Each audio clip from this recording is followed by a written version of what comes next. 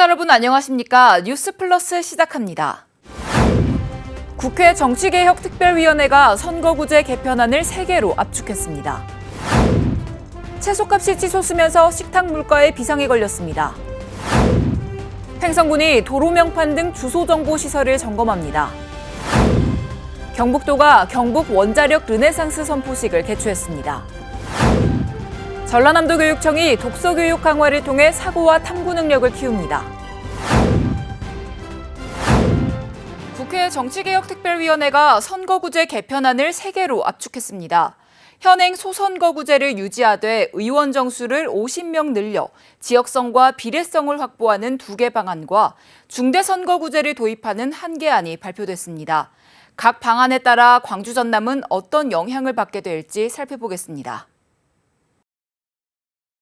국회 정개특위가 의결한 선거제 개편안은 소선거구제 기반의 권역별 병립형 비례제와 권역별 준연동형 비례제, 도농복합 중대선거구제 기반의 권역별 병립형 비례대표제 등 3가지입니다. 현행 선거구제가 문제가 있다고 생각하는 우리 공감대, 여야 또 국민들의 공감대를 생각한다면은 조속한 시일 내에 어떤 형태로든지 간에 현행 제도를 개선을 해야 됩니다. 첫 번째 안은 정당 득표율에 따라 전국 6개 권역의 비례의석을 나누는 방식이고, 두 번째 안은 지역구에서 정당 득표율만큼 의석을 채우지 못할 경우 비례대표에서 그만큼 의석을 채우는 방식입니다. 두 방식 모두 기존 광주 전남 선거구와 의석수에 변화가 없습니다. 다만 국회의원 정수를 50명 늘려야 해 의석 확대에 대한 국민 여론이 쟁점이 될 전망입니다. 지역의 대표성도 중요하지만 비례성이 굉장히 중요해요. 그래서 일부를 증오를 하는 것도 바람직하긴 한데 이건 국민적 동의 없이는 사실은 불가능한 문제라고 보여져요. 세 번째 방안인 도농복합 중대선거구제가 확정될 경우 광주는 중대선거구제, 전남은 소선거구제가 적용될 것으로 보입니다. 선거구를 어떻게 묶느냐에 따라 총선판이 요동칠 것으로 예상됩니다. 하지만 이 안도 목표했던 선거개혁에는 미치지 못한다는 지적도 제기됩니다. 여전히 현역 의원들이라든지 또는 이제 전국적으로 지명도가 높은 사람들이 훨씬 더 이제 유리할 수밖에 없는 구도여서 전반적으로 이제 개혁적인 효과가 얼마나 될지는 잘 모르겠습니다. 여야는 오는 23일 국회 전원위원회를 구성해 2주 동안 압축된 선거제 개편안을 논의할 예정입니다. 최근 양파와 파, 마늘 등 양념 채소값이 치솟으면서 식탁 물가에 비상이 걸렸습니다. 가뜩이나 외식비가 가파르게 오른 상황에서 채소류 가격까지 뛰자 소비자들은 물론 음식점 업주들도 부담이 이만저만이 아닙니다. 장을 보러 나온 소비자들이 물건을 선뜻 집어들지 못합니다. 채소값이 올라도 너무 올라버렸기 때문입니다. 양파와 청양고추의 광주 지역 도매가는 1년 전에 3배로 뛰어올랐습니다. 광주 양동시장 기준 소매가 역시 청양고추는 지난해에 2배가 됐고 양파도 75%나 올랐습니다. 깐마늘 가격은 평년보다 30% 이상 높고 대파와 쪽파의 오름세도 심상치 않습니다. 생육기 한파로 인해 채소류 공급이 줄어든 상황에서 수입 역시 크게 감소하며 벌어진 일입니다. 한식의 기본인 양념 채소류 가격이 치솟다 보니 장을 보러 나온 소비자도 판매하는 상인도 모두 부담스러운 기색이 역력합니다. 지금 비싸가지고 뭐 살라다가 다 못 사고 김치거리만 조금 싼 것 같네요. 저희도 비싸니까 더 마진 높고 더 팔아봤자 뭐 없어요, 남는 것도. 여기서 경매 받을 때부터도 비싸니까. 음식점들도 고민이 깊어지고 있습니다. 채소류를 아예 내놓지 말까 고민도 해봤지만 손님들의 외면을 받을 수 있어 울며 겨자 먹기로 제공하고 있습니다. 저는 비싸도 좀 필요하니까 조금씩이라도 사입해서 제가 손님들한테 제공하고 있습니다. 청양고추 이런 데는 식당들이 너무 비싸서 내놓지 못한 것도 많고. 날로 치솟는 물가에 식탁 물가까지 껑충 뛰면서 곳곳에서 신음이 커지고 있습니다. 이어서 수도권 소식입니다. 마포문화원은 문화 활성화를 위해 16개 모든 동의 분원 창립을 추진하고 있습니다. 그중 12번째 분원이 도화동에서 출발을 알렸습니다. 지난 14일 도화동 주민센터에서 마포구청장, 마포문화원장 및 분원장 등 내외빈들이 참석한 가운데 마포문화원 도화동 분원 창립총회가 개최됐습니다. 공연과 함께 시작된 행사는 내빈들을 소개하고 윤복재 분원장과 최재홍 마포문화원장이 인사말을 전했습니다. 또 박강수 마포구청장을 시작으로 시의원, 구의원 등도 축하를 전하는 시간을 가졌습니다. 비록 12번째 분원으로 오늘 도화동 분원이 탄생을 하게 되지만 어떤 분원이 될 것이라는 확신을 갖고 있습니다. 정말 이 도화동 문화가 새롭게 발견되고 더 개선될 거라고 생각합니다. 우리 마포는 먹거리, 볼거리, 즐길 거리를 빼버리면 마포의 발전은 기대할 수가 없습니다. 문화가 살아야 마포가 살아납니다. 마포 문화원 여러분 진심으로 응원하고 지지하겠습니다. 감사합니다. 한편 마포문화원 도화동 분원은 12번째 분원으로 지역 주민의 문화욕구 충족과 구의 문화예술 발전을 위해 힘쓸 계획입니다. 우리에게 가장 친근한 교통수단인 버스는 자주 이용하는 만큼 좋은 점도 많지만 불만족스러운 점도 경험한 분들 많으실 겁니다. 이에 마포구는 버스 구민평가단을 운영해 버스의 운행 실태를 직접 확인합니다. 2023년 버스 구민평가단 위촉식이 지난 14일 마포구청 시청각실에서 개최됐습니다. 행사에는 평가 요원들이 참석했으며 함께한 박강수 마포구청장이 위촉장을 수여하고 격려하는 자리를 가졌습니다. 마포의 버스나 마을 버스의 원활한 운행, 친절한 운행을 위해서 여러분들의 역할이 얼마나 중요한지 모릅니다.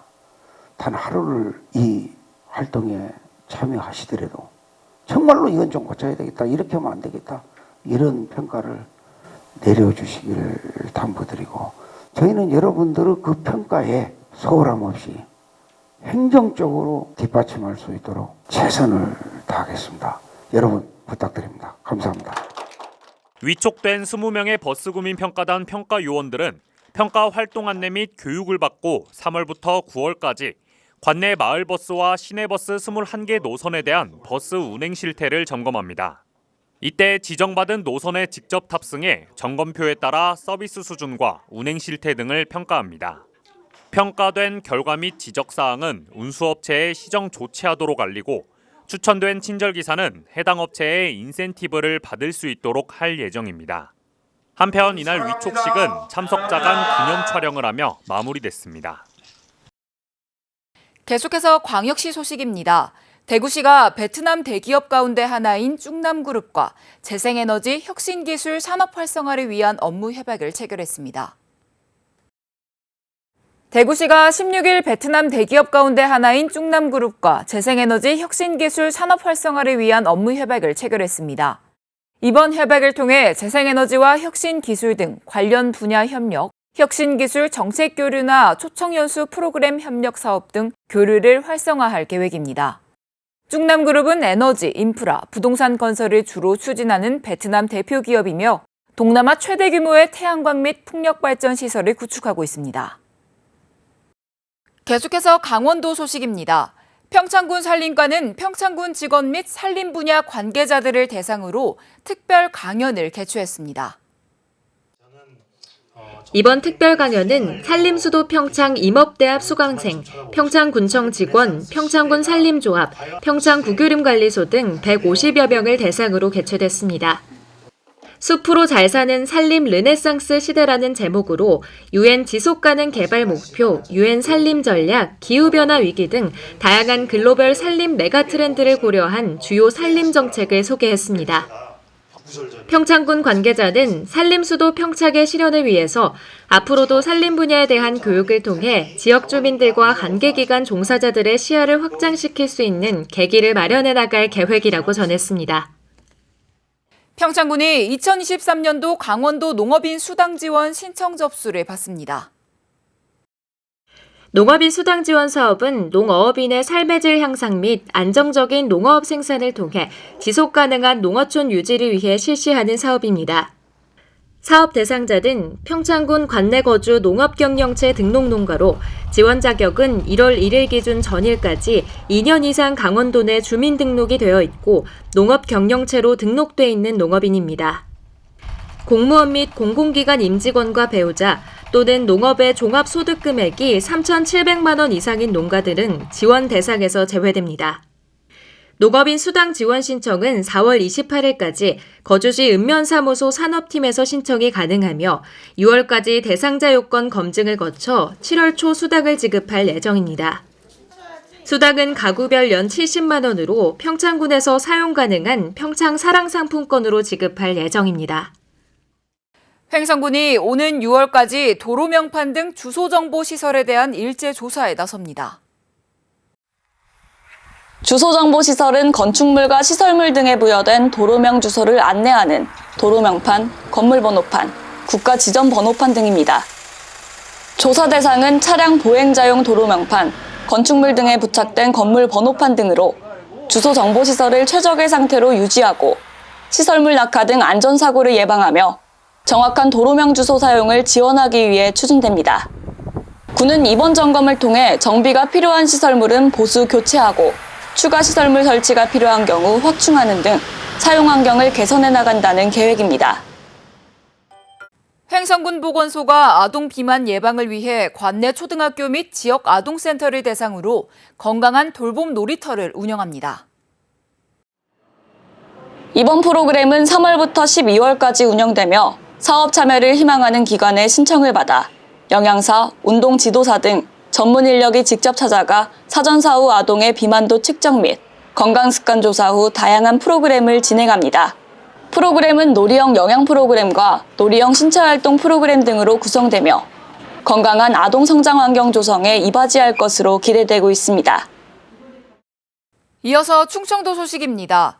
김영환 충북도지사가 제2회 충북도 시장 군수회의를 주재하고 인구 소멸 문제 해결에 대해 논의했습니다.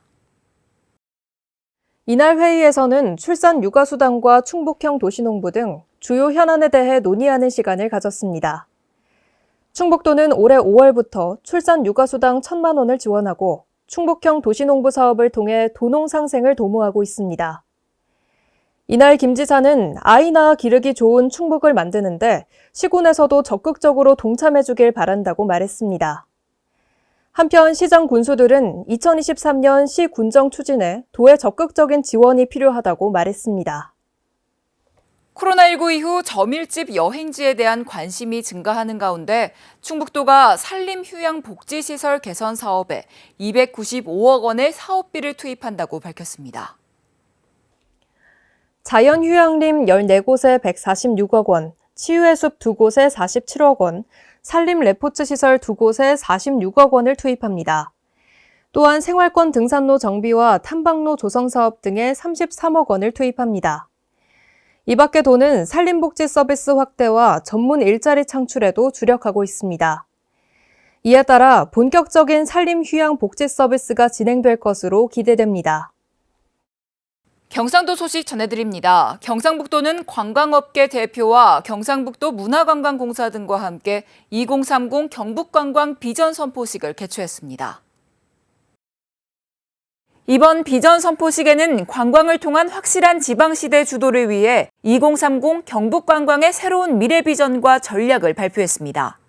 경북도는 리얼 코리아 경북 글로벌 K관광 선도를 비전으로 제시하고 관광객 1억 명, 외국인 관광객 300만 명, 관광 수입 5조 원 목표를 밝혔습니다. 선포식은 개회식과 경북관광 홍보 서포터즈 위촉장 수여 등의 순으로 진행됐습니다. 또한 23개 시군 단체장, 관광 종사자 등 산학연관이 함께 2030 경북관광 비전 성공의 뜻을 하나로 모아 리얼 코리아 경북 글로벌 K관광 선도 퍼포먼스를 펼쳤습니다. 이철우 경북도지사는 새로운 비전을 바탕으로 글로벌 관광시장에 경북도가 선도적으로 대응할 수 있도록 체계적으로 준비해 나가겠다고 강조했습니다. 경상북도가 원자력 유관기관 및 관계자들과 함께 경북 원자력 르네상스 선포식을 개최했습니다.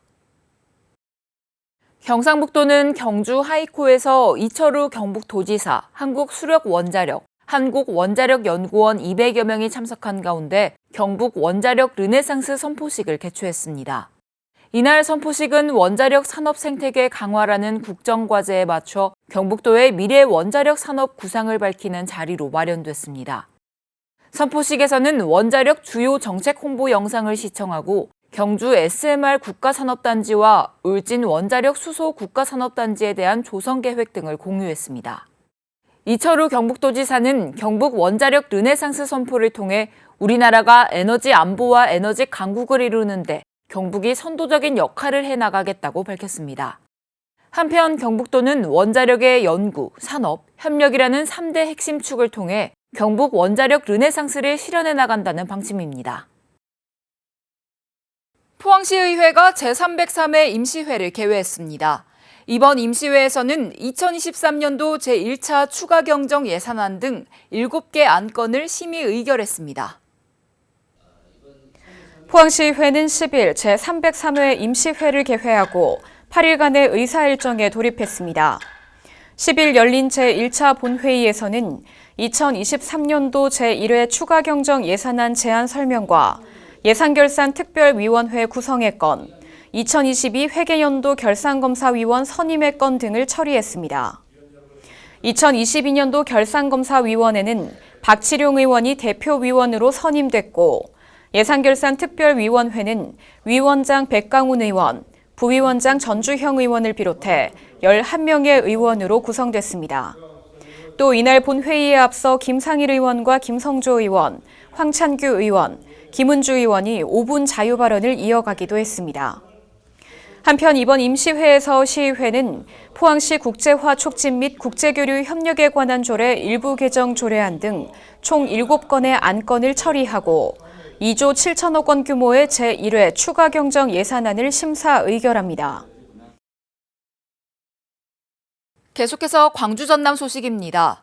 포스코 광양제철소 원료부두에서 철광석과 석탄가루가 바다로 흘러들어가 수지를 오염시키고 있습니다. 하지만 포스코는 법 규정이 생기기 전 만든 선석이라는 이유로 빗물 처리시설 설치를 외면해왔습니다. 포스코 광양제철소 원료부두 앞 바다입니다. 푸른빛을 띠어야 할 바다가 황토색으로 변했습니다. 선박에서 하역을 하다 떨어진 철광석과 석탄가루가 빗물에 휩쓸려 그대로 바다로 유출된 겁니다.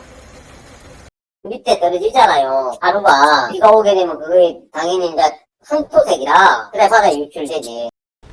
광양제철소 원료부두 7개 선석 가운데 5개 선석은 2006년 이전에 만들어져 빗물 처리 시설이 없습니다. 이 때문에 비만 오면 심각한 환경 오염에 시달리고 있습니다. 하지만 포스코는 의무사항이 아니란 이유로 나몰라라 했고 부두 관리 기관인 여수항만공사도 수수방관했습니다. 부두가 만들어진 때부터 지금까지 그런 현상이 발생했으니 바다의 오염이라든지 이런 것들이 면밀히 조사할 필요는 있죠. 포스코가 뒤늦게 방지시설 설치를 포함한 대책 마련에 나선 가운데 여수해경은 해양관리법 위반 여부에 대한 조사에 착수했습니다. 전남은 대학 수학능력 시험에서 최하위 수준을 나타내며 학습 능력 향상이라는 과제를 안고 있습니다.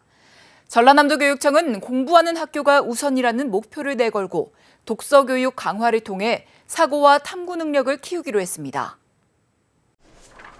지난 2021년 수능 성적에서 전남 학생들의 실력은 17개 시도 중 국어 16위, 수학가 17위, 수학나 16위 등 사실상 최하위였습니다. 표준 점수 또한 최근 4년간 매년 감소했습니다. 이를 극복하기 위해 전남도 교육청이 초등학교 때부터 독서 입문 교육을 강화하기로 했습니다. 무한행복초등학교 학생들은 도서관에서 한 주간 읽을 책을 고른 뒤 자투리 시간을 이용해 독서를 합니다. 생각도 많이 들고 공부에 도움이 되고 이렇게 지식도 많이 쌓이고 해서 책 읽는 거는 좋은 것 같아요.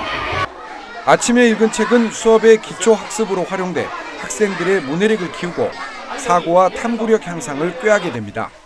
책을 스스로 고르고 읽을 수 있도록 독서 습관을 형성하는데 일조를 하고 있습니다. 또한 저학년을 대상으로 그림책 수업을 통해서 아이들이 책과 친숙해질 수 있도록 이런 교육이 활성화될 경우 전남 지역 초중고 학생들의 실력이 향상될 것으로 기대됩니다. 폭넓은 이해와 분석력 그리고 비판적 사고력을 갖게 됩니다. 그것이 길러지는 것이 곧 인문학적 소양령이라고 할 수 있는데 그것을 바탕으로 학생들의 그 학력을 향상시키겠다는 게 책 읽는 전남 교육 정책의 기본 모토입니다. 대학 수학능력시험에서 최하위권이란 오명을 안고 있는 전남교육. 독서교육 활성화를 통해 오명을 벗어던질 수 있을지 관심입니다. 여수시가 화정면 궤도간척지 농어촌 관광휴양단지 조성에 본격 나섰습니다. 여수시는 지난 1월 농어촌 공사로부터 화정면 궤도리 1813번지 일원의 간척지 소유권을 확보했습니다. 이에 따라 2024년 1월에 조성사업 착공에 들어가 2026 여수 세계선박람회 부행사장 등으로 활용할 방침입니다. 특별자치도 소식입니다. 제주도가 대형 국제크루즈선인 다이아몬드 프린세스호 입항 환영 행사를 개최했습니다. 이날 환영 행사에는 오영훈 지사, 김대진 제주도의회 부의장 등을 비롯한 민관군 관계자들이 참석했습니다. 오영훈 지사는 다이아몬드 프린세스호 승객인 사토 유이치 씨와 사토 요코 씨 부부에게 제주도 기념품을 선물하고 함께 기념사진을 촬영했습니다. 오영훈 지사는 강정마을과 제주도가 쌓은 신뢰를 바탕으로 군과 협동하면서 지역사회 곳곳의 갈등 문제를 하회와 상생의 물결로 모든 지역의 갈등 사안을 해결하는 모범 사례로 남길 수 있도록 노력하겠다고 강조했습니다. 제주도와 제주경찰청이 지역 안전에 공동 대응하며 도민과 관광객이 체감하는 안전제주를 구현하기 위해 두 손을 맞잡았습니다. 두 기관은 제주도청 백로콜에서 안전제주 구현을 위한 업무 협약을 체결하고 보다 안전한 지역사회 환경을 조성하기 위한 상호협력의 뜻을 모았습니다. 이날 협약을 계기로 제주도와 제주경찰청은 범죄율 개선을 위한 범죄 예방 협력 강화, 범죄 사고 다발 위험 지역 집중 관리 등을 도모합니다. 특히 범죄 예방 협력을 위한 공동 협의체를 구성해 위험 지역을 집중 관리할 계획이며 안전 순찰과 캠페인 등 지역 주민과 함께하는 안전 활동도 전개합니다. 한편 올해 제주도는 경찰청과 협업해 안전 취약 지역 개선을 위한 안전시설 사업과 음주문화 개선 사업을 중점 추진할 방침입니다. 아울러 범죄와 사고 우려 지역을 선정해 취약 지역을 개선하는 안전사업지구는 대상지 선정부터 경찰청과 함께 논의할 계획입니다. 올해는 지난해보다 특히 더 미세먼지가 나쁜 날이 많아졌습니다. 코로나 사태 이후 일상이 회복되기 시작하면서 경제활동이 증가한 것이 원인 중의 하나로 지목되고 있는데요. 호흡기 질환자는 외출할 때 KF80 이상 미세먼지용 마스크를 착용하는 게 좋습니다. 뉴스 마칩니다. 시청해주신 여러분 고맙습니다.